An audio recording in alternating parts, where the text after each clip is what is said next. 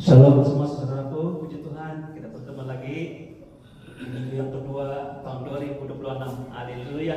Puji Tuhan, kita masuk kepada topik yang baru pada pagi hari ini. Pada minggu lepas kita lihat kasih karunia sebagai dasar kehidupan kita. Nah, sebenarnya tema kita dalam bulan Januari ini adalah melihat kasih karunia sebagai foundation. Dalam bahasa Indonesia, di bahasa Inggris yang di Indonesia kan fondasi dia bilang. Tapi bagi kita bahasa Melayu itu dasar, yaitu dasar yang kokoh bagi kita. Jadi pada hari ini kita melihat mengapa kasih karunia ini merupakan satu dasar kehidupan kita, oleh karena Tuhan telah menyediakan dan memberikan kita satu covenant, amin, satu perjanjian, amin, satu janji kepada kita. Dan perjanjian ini adalah perjanjian yang baru. Bermaksud ada perjanjian yang lama. Nanti kita lihat ini. Ada yang lama dan ada yang diperbaharui. Dan perjanjian baru ini adalah perjanjian yang didasarkan dengan kesempurnaan Kristus. Amin. Dalam Alkitab dia menggunakan istilah ini, kepenuhan Kristus. Amin. Termasuklah kelahiran, amin, kelahiran, kematian dan kebangkitan Yesus. Semuanya atas ataupun berdasarkan karya Yesus yang sempurna bagi kita. Amin. Haleluya. Jadi ini kita lihat topik yang kedua minggu ini, yaitu perjanjian baru yang lebih baik. Saudaraku, orang Kristen, kita kebanyakan orang Kristen secara umum hidup dalam perjanjian baru. Kita semua hidup dalam perjanjian baru. Kristen maksudnya kita hidup dalam perjanjian baru. Tetapi tidak semua orang Kristen yang berpikir sedemikian rupa sepatutnya sebagai orang yang dalam perjanjian baru. Tetapi sebaliknya apa yang mereka buat, mereka pikir ialah dan bertindak seolah-olah mereka masih di bawah perjanjian lama. Kita orang Kristen memang di bawah perjanjian baru. Kekristenan muncul dari karena Kristus, amin. Dan dia memulakan new covenant, perjanjian baru ini. Nah, tapi ramai orang Kristen yang masih berpikir dan juga masih bertindak di dalam perjanjian lama. Kita tidak akan paham ini. Apa perjanjian lama, perjanjian baru kalau kita tidak lihat apa intipati perjanjian tersebut. Jadi apa sebab dia ataupun kesan dia hidup mereka selalu rasa ingin bersalah. Ada penghukuman, rasa bersalah, takut tidak cukup baik di hadapan Tuhan. Selalu pikir begitu, tidak cukup baik di hadapan Tuhan, tidak cukup syarat, haleluya. Dan menganggap berkat Tuhan bergantung kepada prestasi atau performance ataupun kebolehan kita. Dalam bahasa sehari-hari kita, kealiman kita. Amin. Namun Alkitab dengan jelas menyatakan bahwa kita berada di perjanjian baru. Dan bukan hanya perjanjian baru, tapi perjanjian yang lebih baik. Maksudnya berbanding dengan perjanjian lama, kita memiliki perjanjian baru yang lebih baik daripada yang lama. Beli bersama dengan saya. Amin. Ada upgrade. Haleluya. Nah, lihat ini kebenaran utama dia, yaitu perjanjian baru itu adalah lebih baik, lebih sempurna. Lebih baik, maksudnya lebih baik dari pihak kita.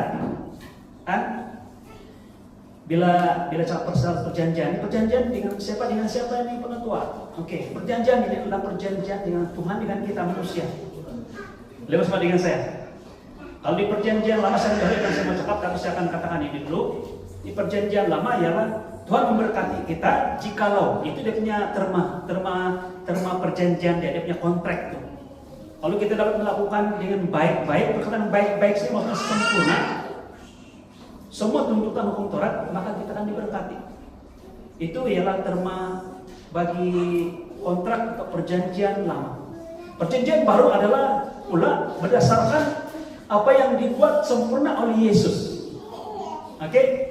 Bapa di surga memberkati kita bukan karena kita baik, tapi karena Yesus Kristus. Jadi dia punya kontrak ialah apabila kita percaya pada Yesus, belum sama dengan saya tadi, buat dengan baik, taat dengan baik. Dalam perjanjian baru adalah percaya kepada Kristus. Apa yang Tuhan Yesus lakukan sempurna di kayu salib, malah firman Tuhan mengatakan dia percaya kepada bahwa Yesus adalah Tuhan dan mengaku Yesus adalah Tuhan dan mengaku mulutnya di hati dan mulutnya bahwa Yesus adalah Tuhan dan percaya bahwa dia bangkit dari kematian diselamatkan. Itu kontrak perjanjian baru. Amin. Jadi hanya melalui iman. Amin. Semuanya karena kemurahan Tuhan. Dalam Ibrani pasal 8 ayat 6 firman Tuhan berbunyi seperti ini. Tapi sekarang ia telah mendapat satu pelayanan yang jauh lebih agung, karena ia menjadi pengantara dari perjanjian yang lebih mulia. Bukan hanya baru, lebih baik, tapi juga perjanjian dia katakan sendiri yang lebih mulia, amin, lebih agung, yang didasarkan atas janji yang lebih tinggi. Jadi lebih agung, lebih mulia, dan lebih tinggi. Ini perjanjian yang kita berada sekarang ini, amin. Perjanjian baru disebut lebih baik, didasarkan atas janji bukan syarat, dijamin oleh Yesus Kristus. Perjanjian lama pula bergantung kepada ketaatan manusia, ketaatan kita. Jadi perjanjian baru berdasarkan kesempurnaan Kristus, sementara perjanjian lama bergantung pada ketaatan manusia. Sebenarnya tidak ada masalah dengan perjanjian lama ini sebenarnya. Kalau kita pelajari dan syarat-syarat dalam perjanjian lama itu sebenarnya tidak masalah. Karena jika kita dapat ikut, kita akan dapat diberkati. Kita taat, kita diberkati. Masalahnya adalah bagian kita, bukan di bagian Tuhan. Masalahnya itu bagian kita, yaitu tidak ada seorang pun kita manusia, baik daripada asal mula, saya katakan semula merujuk kepada zaman prasejarah penciptaan sampai kepada masa zaman Israel dan sampai sekarang, tidak seorang pun manusia yang mampu melaksanakan atau menunaikan tuntutan hukum ini dengan sempurna. Dengan kata lain, perjanjian itu tidak pernah cash out, tidak pernah kena cash out oleh karena ataupun diberikan pada kita berdasarkan kemampuan kita. Tidak. Dan Tuhan tahu betul itu dia punya isu ini. Mungkin ada pertanyaan jemaat bilang Tuhan, Tuhan, jika Tuhan tahu bahwa tidak seorang pun manusia mampu melakukan hukum Taurat itu, jadi mengapa Tuhan bagi hukum Taurat kepada orang Israel kan? Kenapa bagi hukum Taurat kepada orang Israel? Jawabannya ialah datang daripada kesombongan manusia sendiri. Kalau kita lihat waktu Abraham sampai kepada zaman Musa, Tuhan tidak pernah menetapkan ketentuan yang harus mereka lakukan. Semuanya adalah kemurahan dan juga kebaikan Tuhan, menurut kebaikan Tuhan. Walaupun mereka jahat, Tuhan menolong mereka, menyelamatkan mereka daripada Mesir dan itu memberkati mereka. Ada mujizat terjadi, malah mujizat terjadi bagi orang-orang Israel pada zaman Musa khususnya. Apabila mereka mengalami kesusahan ataupun hambatan, begitu ada masalah, begitu ada kuasa Tuhan yang mengalir. Apabila berhadapan dengan air laut, depan mereka laut, jalan buntu, Tuhan keringkan laut, belah laut, sehingga orang Israel boleh seberang. Jangan lupa, sebelum itu pun mereka sudah komplain, tapi Tuhan bagi mereka mukjizat. Kemudian sampai di padang gurun mereka komplain lagi, tiada air. Apabila tidak air, Tuhan bagi mereka air, malah air keluar dari batu. Mereka komplain lagi tiada makanan, Tuhan bagi mereka mana. Dan bukan hanya bagi mana, karena mereka bilang roti saja, tidak daging. Jadi Tuhan bagi lagi burung puyuh. Jadi setiap kali mereka komplain, setiap kali ada masalah, ada hambatan, begitu fresh pertolongan Tuhan, semuanya kebaikan dan kemurahan Tuhan. Tapi sampai di kaki Gunung Sinai, Tuhan tidak pernah berpikir untuk memberikan hukum Taurat kepada orang Mesir, orang-orang Israel, tidak pernah. Tapi apabila berada di kaki Gunung Sinai, mereka katakan begini, Tuhan, apa saja yang kamu perintahkan kepada kami, boleh kami lakukan. Seakan-akan mereka mengatakan begini, Tuhan, jangan berkati kami berdasarkan kebaikan-Mu, walaupun kami jahat, tapi berkati kami berdasarkan kebaikan kami, kemampuan kami melakukan hukum Taurat, melakukan perintah-perintah-Mu. Apa yang Tuhan perintahkan kepada kami belum lakukan. Sebenarnya Tuhan hanya meminta mereka berseru kepada Tuhan saja, berharap pada Tuhan. Yaitu mereka yang Tuhan minta dalam perjanjian sebelum itu, di perjanjian dengan Abrahamic Covenant. Perjanjian Abraham ialah berdasarkan kepercayaan, sama dengan apa yang kita alami sekarang ini. Yaitu Tuhan bilang, Oleh karena Abraham percaya, maka dia isytiharkan sebagai kebenaran. Tuhan tuntut itu saja, tapi orang Israel bilang, sombong betul mereka katakan, Tuhan, apa yang Tuhan perintahkan kepada kami, silakan, kami boleh lakukan. Begitu dia mereka cakap, terus Tuhan bilang, ada gap di antara kita, jangan dekati gunung. Terus ada pemisahan antara Tuhan dengan orang Israel. Dan Tuhan bilang kepada Musa, di gunung ambil hukum Taurat. Jadi kenapa Tuhan bagi hukum Taurat kepada orang Israel? Sebenarnya tujuan Tuhan sangat murni. Tuhan tahu mereka tidak mampu melakukannya. Tujuan hukum Taurat diberikan kepada orang Israel ialah supaya mereka tahu mereka ini adalah pelanggar hukum. Karena bila ada hukum, baru mereka tahu mereka pelanggar hukum. Tidak ada orang bilang kau mencuri, kalau tidak ada perkataan jangan mencuri, betul kan? Bila ada perkataan atau pernyataan atau ada hukum mengatakan mencuri adalah salah, maka kalau kau mencuri kau salah. Kalau tidak itu peraturan, tidak kode peraturan itu, kau ambil barang orang lain pun tidak salah. So, orang bilang, kau salah, kau ambil barang saya. Mana peraturan mengatakan saya tidak boleh ambil? Gitu kan? Jadi hukum Taurat diberikan kepada manusia bukan supaya mereka minta mereka melakukan, tapi supaya mereka tahu mereka ini pelanggar hukum. Mau buktikan bahwa lebih perkataan yang lebih tepat ialah untuk mereka insaf, dalam bahasa kita jarak, manusia jarak bahwa mereka tidak mampu jadi baik untuk dapat memenangkan hati Tuhan. Jadi itulah perjanjian lama. Kau dapat buat, kau diberkati, tapi ternyata tidak dapat. Jika 1400-1700 tahun orang Israel berada di bawah hukum Taurat, semuanya gagal. Jika ada berlaku mukjizat semasa zaman bangsa Israel di perjanjian lama, itu bukan karena kebaikan mereka, tapi karena kebaikan Tuhan. Karena Tuhan murah hati.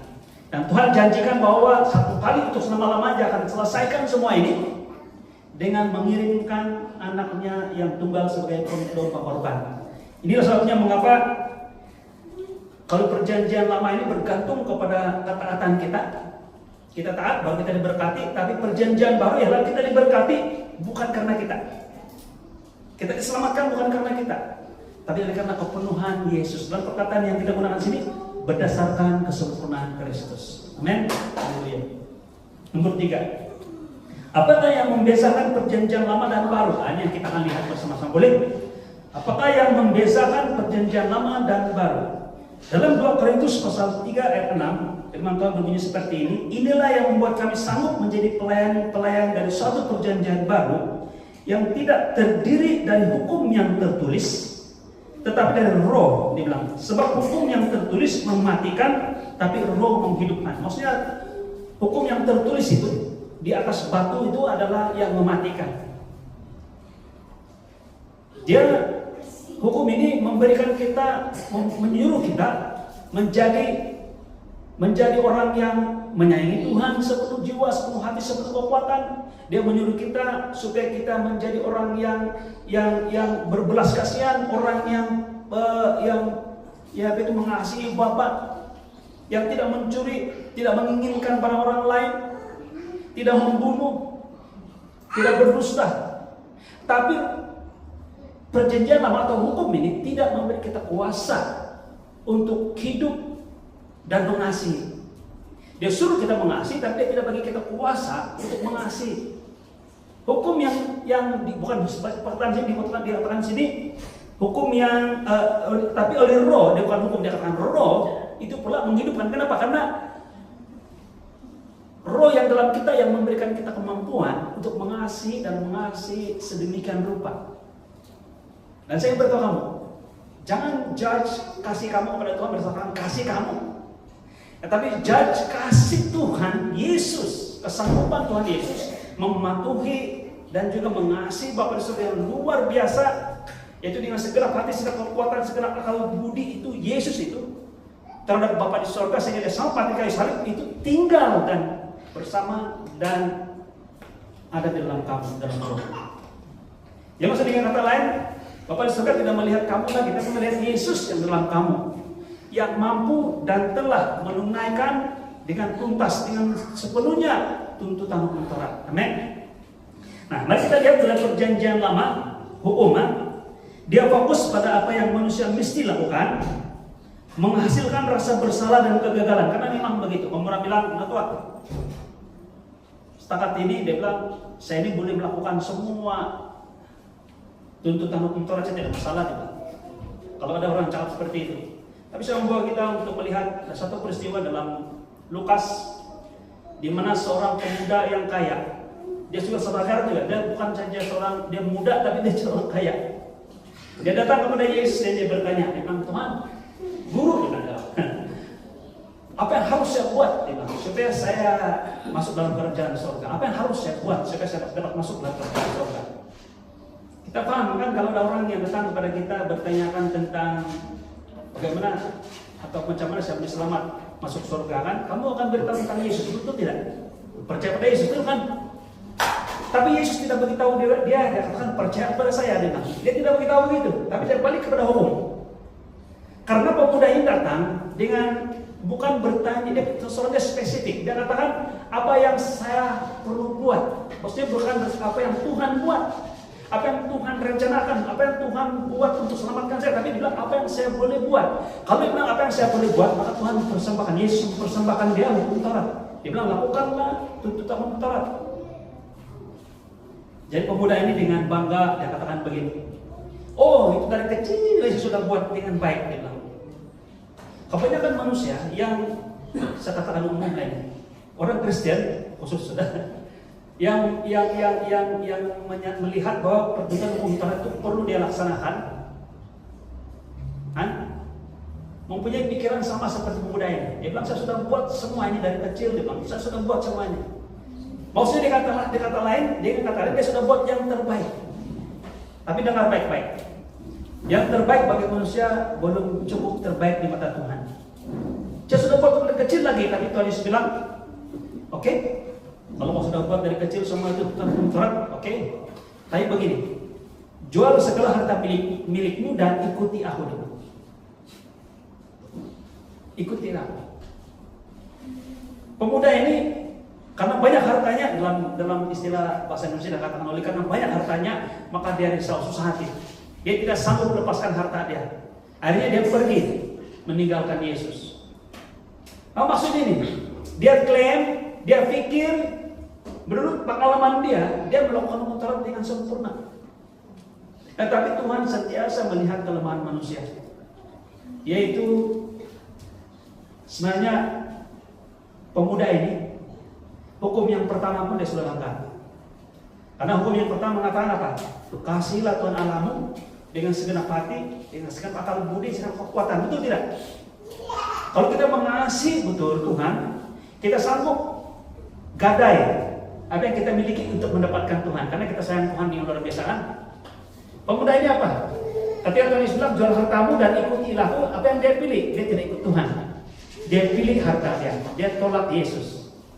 Maksudnya dengan kata lain dia sebenarnya hanya pikir yang dia dapat melakukan, tapi dia tidak mampu sebenarnya. Saudaraku, ini adalah satu ilustrasi atau satu kenyataan yang jelas sekali bahwa manusia adalah orang-orang yang bukannya pelanggar hukum tapi tidak mampu melakukan hukum Taurat secara sempurna. Amin. Jadi dia akan menghasilkan rasa bersalah dan kegagalan dan menyatakan dosa, tetapi tidak memberi kuasa untuk menang. Jadi hukum menyatakan yang kau berdosa, tapi dia tidak memberikan kamu kuasa untuk menang atas dosa. Nah, perjanjian baru pula kasih karunia fokus pada apa yang Kristus telah lakukan, telah sempurnakan. Amin. Di kayu salib khususnya, dia memberikan pengampunan penuh dan hidup baru. Roh Kudus yang memberi kuasa dari dalam. Jadi kita boleh menang atas dosa bukan karena kita melakukan hukum Taurat, tapi karena kita percaya pada kesempurnaan karya Yesus di kayu salib. Dan Roh Kudus dalam kita memampukan kita dalam bentuk buah-buah roh. Amin. Haleluya, puji Tuhan. Mari kita lihat yang keempat. Karya selesai Yesus. Jadi apakah asas atau dasar perjanjian baru adalah pekerjaan atau karya Yesus yang sempurna di kayu salib. Dalam Ibrani 10 ayat 14, ini jelas sekali. Sekali untuk selama-lamanya. Saya suka ini ayat firman Tuhan. Dan kalau begini, Sebab oleh satu korban saja, berapa korban? Satu saja korban, ia telah menyempurnakan untuk berapa lama? Forever, selama-lamanya mereka yang ia kuduskan. Jadi saudaraku, kita telah disempurnakan oleh Yesus sekali untuk selama-lamanya, dikuduskan oleh Yesus sekali untuk selama-lamanya, ditebus oleh Yesus sekali untuk selama-lamanya. Jadi kita adalah orang-orang kudus. Bersama dengan saya. Karena tidak sanggup nih, tidak berani mengatakan bahwa saya orang kudus. saya tidak katakan saya orang alim. Orang alim maksudnya orang tidak pernah berbuat salah. Mungkinlah itu terjemahan ataupun definisi untuk orang alim. Tapi saya percaya saya orang kudus. Walaupun perbuatan dan tindakan saya tidak sempurna, tapi saya percaya saya orang kudus.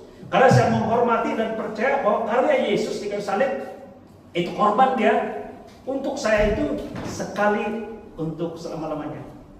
Amen. Jadi apa yang menjadi kesan baik kita? Yesus tidak perlu dikorbankan berulang kali, tidak perlu ditambah dengan usaha manusia. Ada satu lagu, saya suka di lagu, saya suka nyanyi ini lagu juga, lagu rohani. Dia ditulis oleh Ray Bowles, yaitu Feel the Nail. Feel the Nail. Demi ayat begini, ada satu sedikit kata ada saya mau sebut ini untuk kita belajar, karena kebanyakan orang Kristen malah di kalangan kita yang berpikir sedemikian rupa. Dia kata begini, does he still feel the nail every time I fail? Dia bilang, adakah dia masih merasakan setiap kali saya berdosa kita pakukan lagi Yesus di kayu salib? Nah, walaupun saya paham itu maksudnya ini, dia mungkin dia tidak katakan yang setiap kali berdosa Tuhan dia dihukum lagi, tapi perasaan dia mengingatkan itu motivasi dia itu bila dia tahu kalau betul-betul Tuhan Yesus disalibkan lagi karena saya berdosa, maka itu motivasi saya untuk jangan berbuat dosa lagi. Tapi itu salahnya adalah pemikiran yang salah.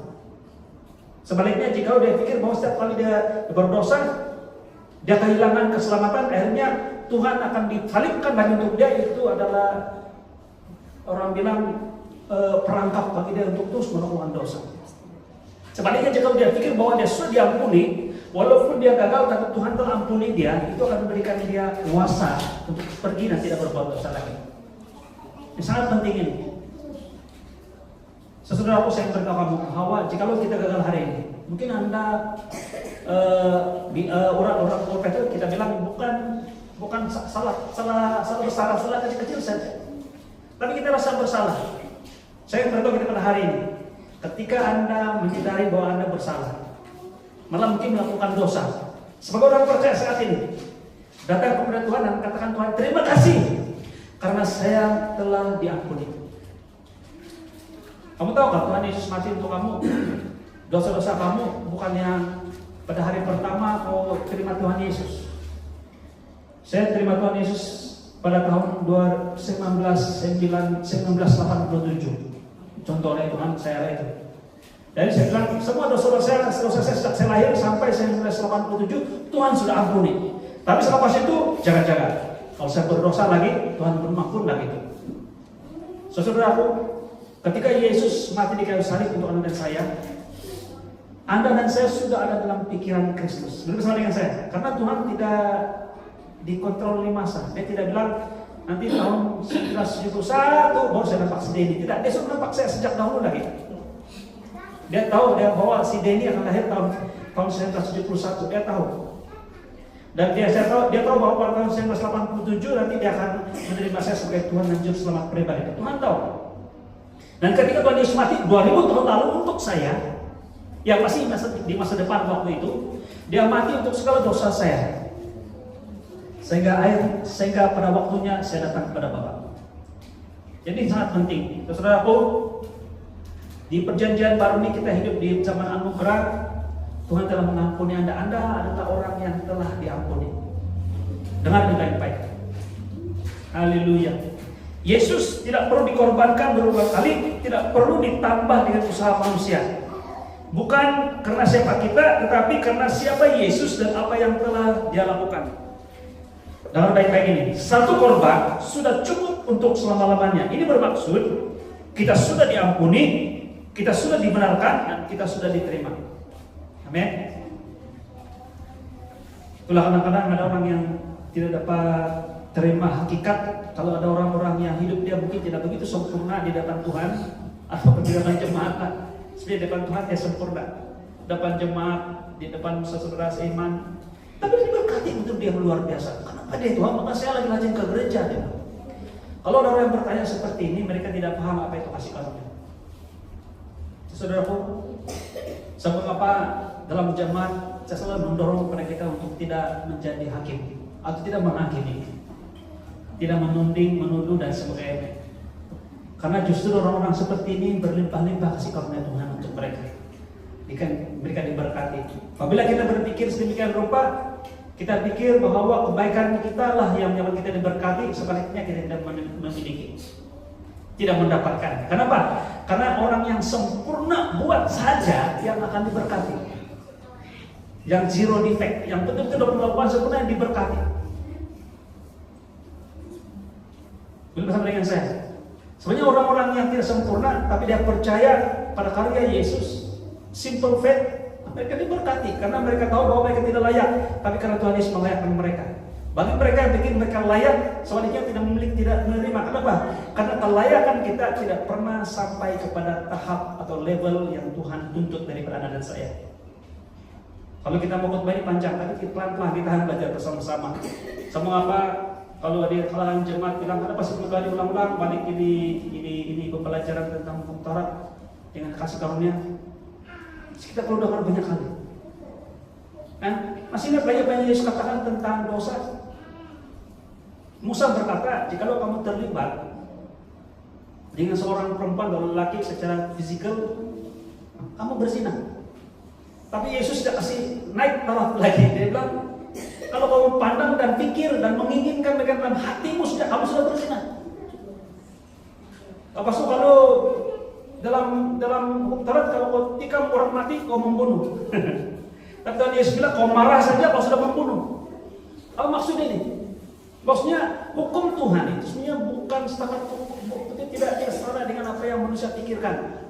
Kita buat baru kita salah. Tidak, Tuhan bilang kita pikir saja sudah kita salah. Kemudian kita sebagai ketua pemuda-pemudi ataupun dia menyampaikan di mimbar, kita mengajar kepada pemuda-pemudi mengatakan jangan berpikir. Buat unsur apalagi berpikir. Jadi mulai hari ini jaga pikiran kamu. Bukan. Maksudnya Tuhan mengatakan sini, kita ini semua ini sebenarnya adalah penzina dan pembunuh. Semua kita ini. Karena kita berpikir. Apa yang pikiran saya udah. Kamu sudah pikir. Di mata Tuhan kamu sudah berdosa, sudah menjadi penzina ataupun pembunuh. Maksudnya dengan apa lain? Tuhan kasih insaf kita tidak mampu. Kalau kita paham apa yang message Tuhan sampaikan, akhirnya kita bilang, Tuhan, kalau begitu siapa yang mampu menjadi baik, mau dapat berkat dari Engkau dengan melakukan hukum Taurat? Betul lah, tiada seorang pun. Jadi Tuhan akan mengatakan, baik, kamu tidak mampu, sekarang lihat apa yang saya buat untuk kamu yang tidak mampu. Tuhan datang kepada kita 1700 tahun orang Israel melakukan hukum Taurat, dia katakan begini, oke, sesudah baik kamu 1400 lebih tahun, kamu sudah saya berikan masa untuk mau menunaikan hukum Taurat. Sekarang kamu mampu tidak? Saya percaya banyak orang-orang Israel yang jujur dan ikhlas mengatakan, Tuhan kami jarang, kami tidak mampu. Oke, bagus. Sekarang lihat apa yang saya buat untuk kamu. Saya melakukan semuanya untuk kamu supaya kamu boleh mendapatkannya hanya dengan percaya dengan karya sempurna di kayu salib. Tuhan bagi kita zaman yang luar biasa ini, perjanjian baru ini yang Tuhan bagi kepada kita luar biasa. Sedih kan jika ada orang-orang Kristen yang masih lagi mix pikirannya, yaitu mau ikut kasih karunia perjanjian baru tapi juga mau sebagian perjanjian lama. Ada bahagian Tuhan, ada bahagian kamu. Walaupun tidak diajar secara langsung dalam gereja, tapi dengan banyak khotbah atau penyampaian firman Tuhan seperti menunding kepada kita, menyuruh kita untuk melakukan bahagian kita. Orang datang ke gereja dengan penuh beban. Bila datang ke gereja, dengar apa yang harus kau buat dan apa harus kau tidak buat, apa yang lebih baik harus kau tambah kau buat dan sebagainya, dia keluar lebih banyak beban. Tapi kalau orang yang banyak beban datang dan mendengar tentang perjanjian baru, kasih karunia, Tuhan mengatakan bahwa rest. Saya tahu kau banyak beban, itu serahkan kepada saya sudah tanggung itu di kayu salib untuk kamu. Sekarang kau hanya duduk diam, hanya percaya saja seperti si Maria. Kau keluar dengan penuh ketenangan dan puasa. Saudaraku, sama apa di kerja kita ini, saya tegaskan tentang perjanjian baru ini. Amin. Satu korban sudah cukup untuk selama-lamanya. Ini bermaksud kita sudah diampuni, kita sudah dibenarkan, kita sudah diterima. Yang kelima, hukum tertulis versus hukum dalam hati. Hukum dalam hati maksudnya merujuk kepada apa yang Tuhan tulis dalam hati kita. Dalam Ibrani 8 ayat 1, ayat 10b, maaf saya, 8-10b, aku akan menaruh hukumku dalam akal budi mereka dan menuliskannya dalam hati mereka. Siapakah yang dia taruh dalam hati kita, dalam hidup kita? Siapakah yang Tuhan taruh? Roh Kudus. Roh Kudus itu memiliki orang bilang kemampuan menuntut dan menunaikan tuntutan Taurat itu. Bukan kamu, tapi Roh Kudus, Roh Yesus menjadi kita yang memampukan kita melakukan semua itu. Amin. So, mengapa banyak kali kita mengalami hal-hal yang orang bilang melakukan kebaikan dengan tidak sengaja? Saya percaya karena dia adalah buah-buah roh yang penuh dengan sukacita, damai sejahtera, kelembutan, kasih, pengawalan diri.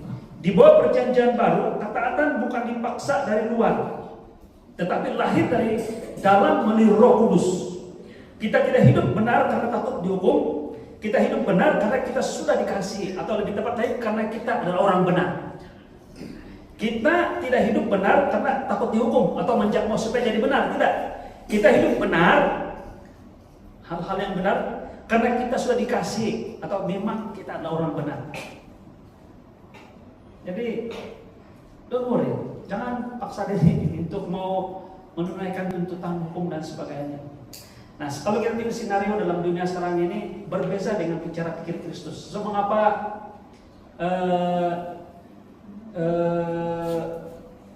dalam Roma 12 kalau tidak salah, itu kan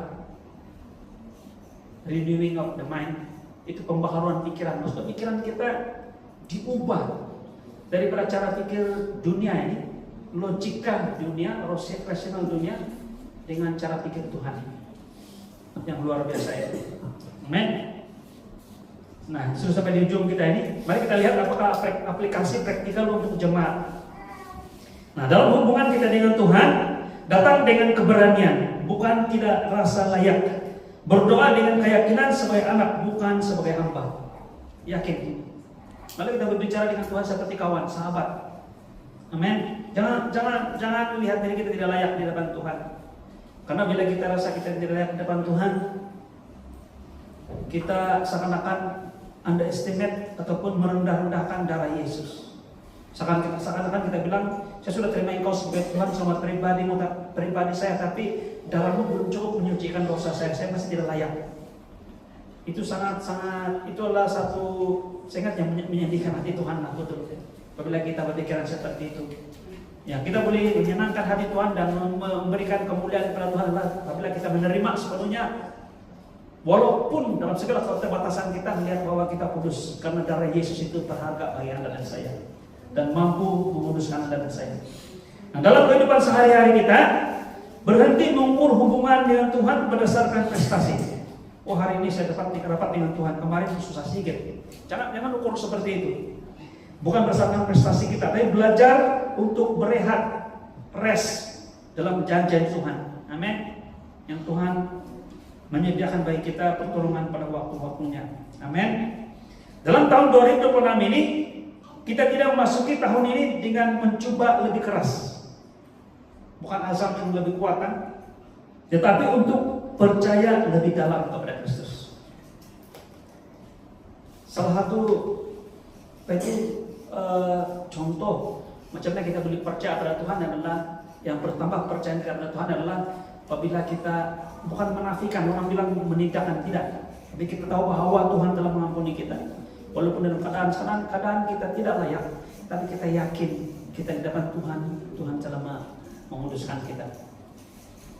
Apabila kita berpikir begitu, bukan hanya pada diri kita, pada orang lain, ataupun pasangan hidup kita, ataupun orang sekeliling kita menjadi orang yang lebih mengampuni. Amin. Menerima keberadaan orang, karena kita tahu bahwa apalagi kalau orang itu orang percaya bahwa Tuhan Yesus telah mengampuni dia, dan saya harus menerima dia sesuai dengan apa yang Tuhan telah lakukan ataupun sempurnakan buat pribadi. Amin. Jadi kita tidak memasuki tahun ini dengan mencoba lebih keras, tetapi untuk percaya lebih dalam kepada Kristus. Ini ada deklarasi iman, yaitu saya hidup di perjanjian baru yang lebih baik. Yesus adalah pengantara saya dibenarkan, dikuduskan dan diterima oleh iman. Hidup saya bukan berdasarkan hukum, tapi berdasarkan kasih karunia dalam nama Yesus. Amin. Boleh sama-sama dengan saya kita buat deklarasi ini walaupun dalam keadaan duduk, boleh kan? Saya sebut ayat ini satu persatu dan kita ikut bersama-sama, boleh kan? Macam ikrar deh. Tapi sebenarnya ada satu cara kita untuk mengistiharkan bahwa kita percaya dan yakin tentang penyampaian ataupun kenyataan firman Tuhan, apa yang Tuhan telah sempurnakan buat kita di kayu salib. Amin. Boleh? Mari kita sama-sama ini. Saya hidup di bawah perjanjian baru yang lebih baik. Yesus adalah pengantara saya. Saya dibenarkan, dikuduskan, dan diterima oleh iman. Hidup saya bukan berdasarkan hukum, tetapi berdasarkan kasih karunia. Dalam nama Yesus, amin. Haleluya. Saudaraku, jika kita masih hidup seolah-olah Tuhan menilai kita berdasarkan prestasi, kita sebenarnya belum sepenuhnya memahami perjanjian baru. Jadi pada hari ini saya mau kita stop ini. Jangan nilai diri kita lagi. Amin. Kamu bilang, nah tuh itu perlu untuk hal-hal yang untuk menambah, memperbaiki sikap dan hati kita. Betul. Untuk memperbaiki contohnya dulu driving pun macam hantu, sekarang mau drive slow-slow. Itu perlu ada perubahan dari segi sikap dan sebagainya. Dulu cepat betul karena Honda saya sudah pada marah, karena potong saya cepat marah, betul tidak? Terus mau memotong balik itu. Saya beritahu begini, kalau kamu buat satu resolusi ataupun berdoa depan Tuhan untuk mengubah sikap kamu, jangan katakan begini, pada hari saya akan tidak lagi marah-marah kalau di driving, tidak cepat sensitif hati saya, tidak. Jangan cakap begitu. Cakap begini, dengan kemurahan Tuhan, dengan kemampuan yang Tuhan berikan, dengan kasih karunia Tuhan, saya tidak akan seperti itu. Amin. Maksudnya kita bukan berdasarkan apa yang kita boleh buat, tapi berdasarkan kemurahan Tuhan. Sehingga mungkin situasinya berubah, orang tidak akan itu menyakiti hati kamu, sehingga kamu tidak apa-apa, tidak melakukan apa-apa. Tapi kemurahan Tuhan yang luar biasa adalah walaupun orang itu melakukan sesuatu ataupun driver yang mungkin dia dia pun tidak oke sebenarnya, mungkin dia mau cepat balik ke rumah, mau pergi tandas kan, dia potong kita macam hantu begitu. Saya percaya dengan kuasa dan kemurahan Tuhan, kamu tidak akan merasa lagi seperti sebelumnya. Percaya itu dengan iman. Amin. Bahwa kita tidak dinilai oleh Tuhan berdasarkan prestasi kita, dan berdasarkan apa yang Tuhan telah sempurnakan buat kita di kayu salib. Luar biasa. Jadi ini penting ini.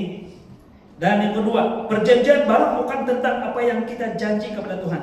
Ingat, bukan yang kita janji kepada Tuhan, saya akan buat ini, saya akan buat itu, tidak. Tetapi tentang apa yang Tuhan telah janjikan kepada kita dalam Kristus. Ini sangat luar biasa. Saya tutup dengan satu cerita.